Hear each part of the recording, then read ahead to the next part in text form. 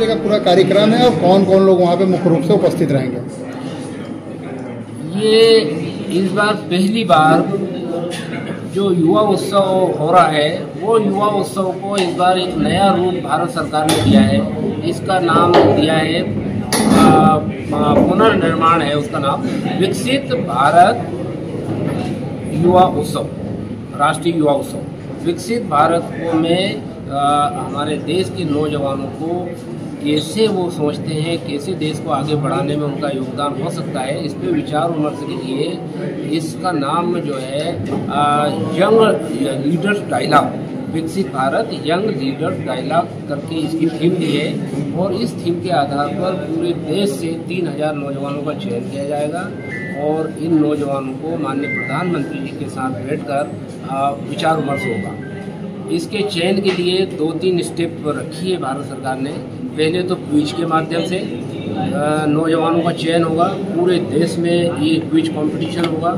इसके बाद दूसरा जो रहेगा वो कंपटीशन के माध्यम से, और तीसरा जो ग्रुप रहेगा उसमें उद्योग, खेल और कृषि और जाने माने जो हर क्षेत्र से जो युवा अच्छे सक्सेस हुए हैं अपने अपने क्षेत्र में, उन प्रेरित करने वाले नौजवानों को शामिल किया जाएगा।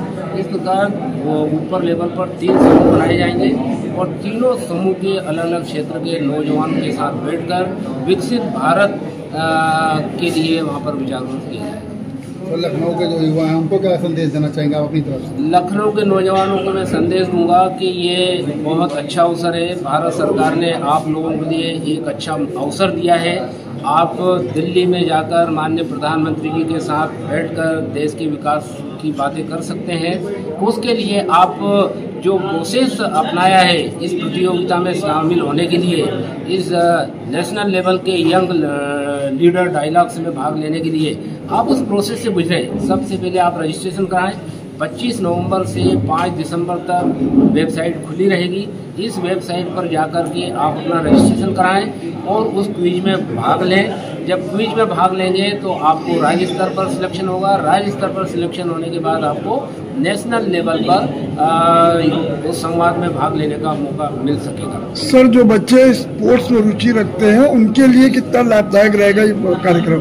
स्पोर्ट्स के लिए, स्पोर्ट्स के लिए तो खेल कूद में बच्चे रुचि रखते हैं उसके लिए भी इसलिए महत्वपूर्ण रहेगा कि ऐसा मंच मेरे ख्याल से पहली बार मौका मिल रहा है कि खेल के क्षेत्र के भी जो नौजवान हैं जिनने अच्छी उपलब्धियां हासिल करी, उनको बड़ी बड़ी हस्तियों के साथ और माननीय प्रधानमंत्री महोदय के साथ 2 दिन बैठकर विकसित भारत के ऊपर उनके विचार व्यक्त करने का मौका मिलेगा। तो खेल के क्षेत्र में भी नौजवानों को मौका मिल गया। अब वो खेल के क्षेत्र में कैसे और क्या करना चाहते हैं वो अपने बात को वहाँ रखेंगे तो वो आगे जाके पॉलिसी में उसका शामिल किया जा सके। चलाई गई है विकसित भारत यंग लीडर्स डायलॉग।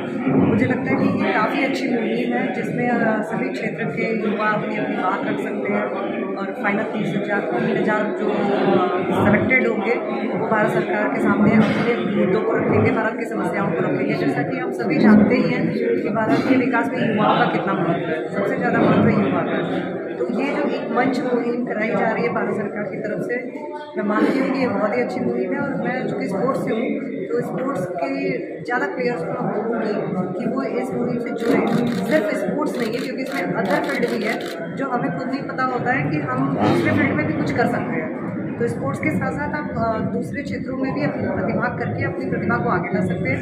और शायद इन फ्यूचर उन 3000 में कुछ प्लेयर्स भी सिलेक्टेड हो, अपनी बात स्पोर्ट्स से रिलेटेड कहें और पॉलिटिक्स में जाकर के आए नहीं, जैसा कि ये मंच बताया जा रहा है कि ये नागरिक और राजनीतिक स्वरूप को बहुत ही अच्छा करने के लक्ष्य में है। तो स्पोर्ट्स के द्वारा तो मैं यही समझती हूँ कि स्पोर्ट्स तो यही है। उसके अलावा इस मुहिम को, इस मंच को ज्वाइन करें और पार्टिसिपेट करें और शिक्षा और पॉलिटिक्स से जागरूक रहें ज़्यादा से ज़्यादा, ताकि आप उस स्टेज पर पहुँचें जहाँ प्रधानमंत्री जी से सीधी अपनी बात कहने का मौका मिले और राजनीति में आने का मौका मिले।